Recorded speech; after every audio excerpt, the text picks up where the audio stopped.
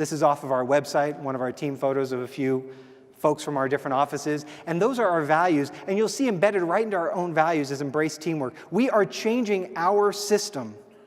We are creating producer teams, but we're also creating dynamic service teams. So that people, whether they're helping with individuals and families or advanced strategies for business, they know they've got a team behind them, and they start to speak it that way. And by the way, I think for the managers in the room, it might go for your role too. If you're actually sourcing and recruiting and hiring and training and developing and doing accountability, you might find that's a lot to hold also. Maybe there's some team opportunities there.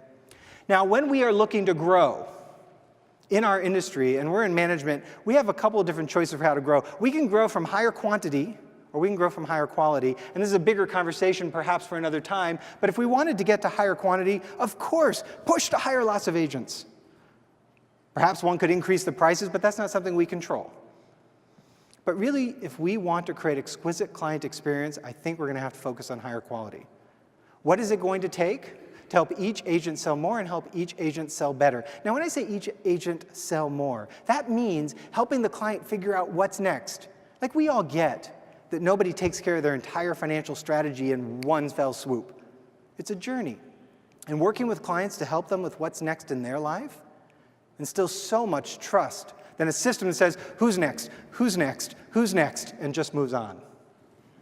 I think we're going to have to get there. And as we look at when we're trying to get there, how does that look? Let's talk a little bit about agents and advisors and what we can be doing to offer leadership instead of transaction as a way to move forward for the client experience. So listen, we have a culture that doesn't like to be sold to, and yet we have this thing called products. And as you can see here, yes, there is a drill, but nobody really wants a drill. That's a product. If they had some magical power to make the outcome occur, like just by pointing and making a little hole, they'd want that. Forget the product. And really, even if they could get the outcome, if they could just fast forward to the playground they wanted to build in the backyard for the kids, they'd just go straight to the ultimate goal. And yet, what we're doing in our industry, if we're not careful, is we are producing transactions around products. If you find your agents are talking about the latest product features, competitive benefits, they're talking about products. Now, I'm not saying there isn't a place to talk about products. You're going to have to at some point to transact for them. And where leadership is going to occur is in leading with outcomes and goals. And by the way, enterprise at large has known this for years. You see in almost every major enterprise, all marketing and advertising is around outcomes. It's not about a car. It's about this extremely unsafe situation with people who are happier than I've ever felt in a car, and probably more hair than I will ever have again.